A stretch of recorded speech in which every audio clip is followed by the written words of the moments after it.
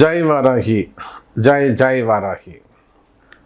எல்லாம் அம்பாளுடைய ஆசீர்வாதம், வாராகியுடைய ஆசீர்வாதம், எல்லாம் அம்பாளுடைய கருணை.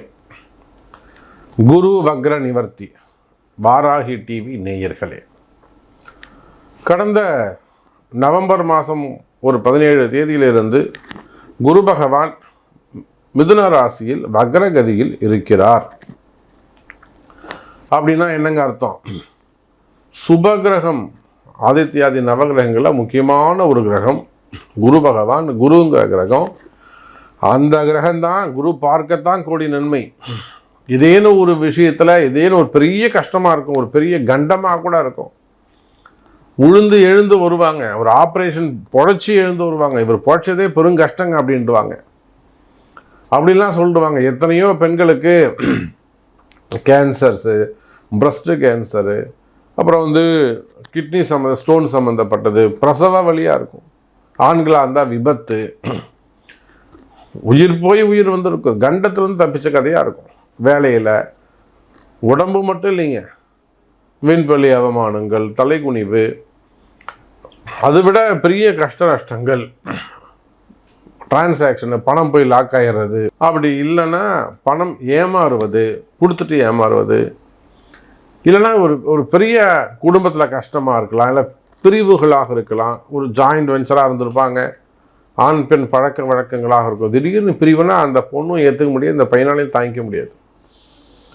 செகண்ட் ஒய்ஃபு, வீட்டுக்கு தெரியாமல் இருக்கிறது, காதலர்கள், இது எல்லா துன்பத்துக்கும் காரணம் குரு பகவான் வக்ரகதியில் இருந்தது தான். இப்போ பாருங்க, அந்த குரு பகவான் வக்ர நிவர்த்தி அடைகிறார்.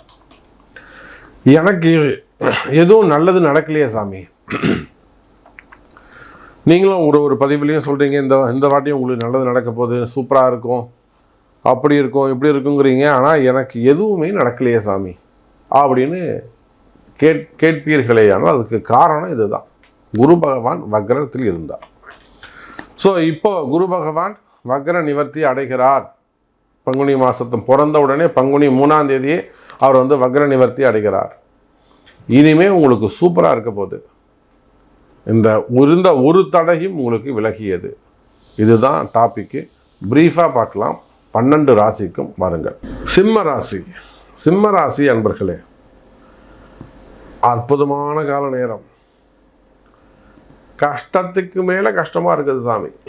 சிம்மராசி அன்பர்கள் சார், நமக்கு தெரிஞ்சு எல்லா ஒரு உயர்ந்த பதவியில் இருக்கிறாங்க, பணங்காசுக்கு எந்த குறைவும் இல்லை, நாளைக்கு வேலைக்கு போடணும்னு அவசியம் கிடையாது, நாளைக்கு இன்னும் கூட அவங்க இந்த பிறவி முழுவதுமே கூட உட்காந்து ஜாலியாக என்ஜாய் பண்ணலாம். இந்த பிறவி முழுவதுமே இன்னொரு 50 வருஷம் இருப்பாங்க வச்சுப்போமே, இல்லை அவங்க பேர பசங்க வரையிலுமே கூட வேலைக்கு, அந்த அளவுக்கு சொத்து இருக்குது. ஆனால் அவங்க இது நாள் வரையில் அவங்க எடுத்ததெல்லாம் வெற்றி. சிம்மராசி என்பர்களுக்கு போன முறை வரையிலுமே கூட எடுத்ததெல்லாம் தொட்டதெல்லாம் தங்கம், மண்ணை தொட்டால் கூட பொண்ணாக மாறிடும். அப்படி இருந்த சிம்மராசி அன்பர்களுக்கு இன்னைக்கு எல்லாமே தங்கத்தை தொட்டால் கூட மண்ணாக மாறி போயிடுது, பொண்ணை தொட்டாலும் மண்ணாக மாறுது. அவங்களுக்கு ஆச்சரியமாக இருக்குது, என்னடா இது, நேற்று வரையிலும் நம்ம எல்லா இடத்துலையும் நாம் சொன்னது தான் நடந்தது, நேற்று வரையிலும் நாம் நினச்சது தான் நடந்தது, இன்றைக்கி எப்படி அப்படியே எல்லாம் அகைன்ஸ்டாக மாறுது. இதுதான் சிம்மராசி. இதுதாங்க சிம்மராசி. நீங்கள் எதெல்லாம் நீங்கள் பாசிட்டிவாக நினச்சிங்களோ, அதாவது ஒரு திமிரா, புரியுதுங்களா, ஒரு கர்வமாக, ஒரு போஸ்டிங், ஒரு அதிகாரமாக, ஒரு ஆணவமாக, ஒரு அதிகாரமாக இருந்தீங்களோ, அதெல்லாம் இன்னைக்கு உங்களுக்கு அகைன்ஸ்டாக ஆப்போசிட்டாக நிற்குது. காரணம் அஷ்டம சனி, கால நேரம் சரியில்லை, அவ்வளோதான், ஒரே வரி. அப்போது எவ்வளோ நீங்கள் ஆட்சி அதிகாரத்தில் இருந்தாலும், நீங்கள் ஐஏஎஸ்ஸாக இருக்கலாம், ஐபிஎஸ்ஸாக இருக்கலாம். இப்போ கூட ஒரு ஐபிஎஸ் அதிகாரி, சிம்ம ராசியில் இருக்கக்கூடியவங்க ஒரு ஐபிஎஸ் அதிகாரி ஒரு இக்கட்டான சூழ்நிலையில் யாரோ ஒருத்தருக்காக இவர் போய் மன்னிப்பு கேட்க வேண்டிய சூழ்நிலை, யாரோ ஒருத்தருக்காக இவர் போய் மன்னிப்பு கேட்க வேண்டிய ஒரு சூழ்நிலை. அப்படியாக இதெல்லாம் சிம்ம ராசிக்கு இப்போ நடந்துக்கிட்டு இருக்கு.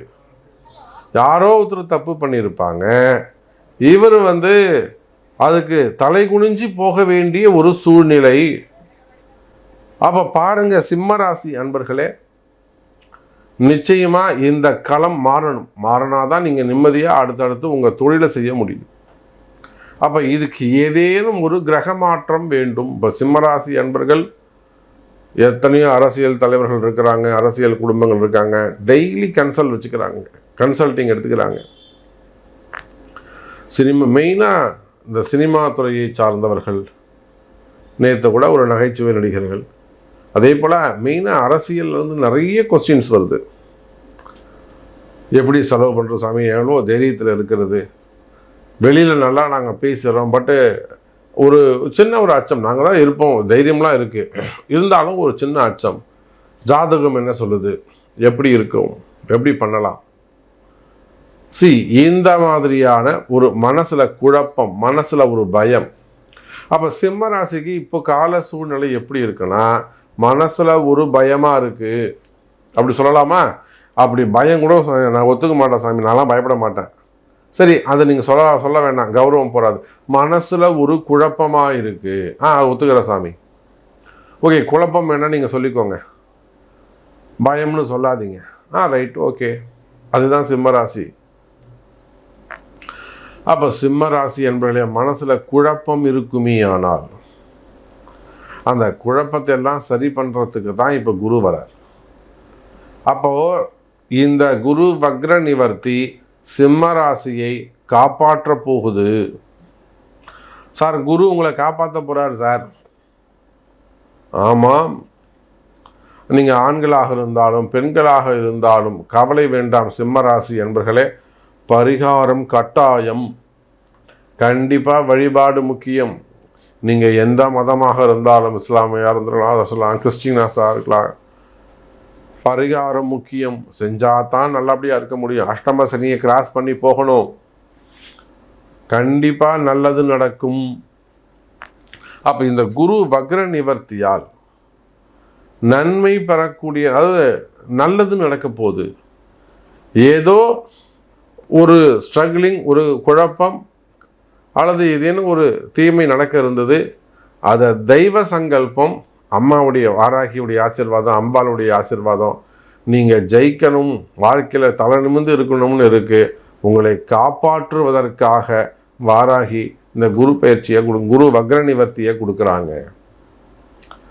அப்போ உலகம் முழுவதும் வாழக்கூடிய சிம்ம ராசி அன்பர்களே, இந்த குரு பகவான் வக்ர நிவர்த்தி உங்கள் ஒவ்வொருவருக்கும், நீங்கள் யாராக இருக்கலாம், குழந்தையாக இருக்கலாம், மாணவ செல்வங்களாக, மாணவிகளாக இருக்கலாம், மிடில் ஏஜாக இருக்கலாம், பிஸ்னஸாக இருக்கலாம், ஜாபாக இருக்கலாம், பொசிஷனாக இருக்கலாம், ப்ரமோஷனாக இருக்கலாம், விசா சம்பந்தப்பட்ட பிரச்சனைகளாக இருக்கலாம், என்கொயரிகளாக இருக்கலாம், கோர்ட்டு கேஸாக இருக்கலாம், வம்பு வழக்குகளாக இருக்கலாம், எதிரிகளுடைய தொந்தரவாக இருக்கலாம், இல்லைனா ஒரு பிளாக் மேஜிக்காக இருக்கலாம், ஒரு பெரிய சூழ்ச்சியாக இருக்கலாம்.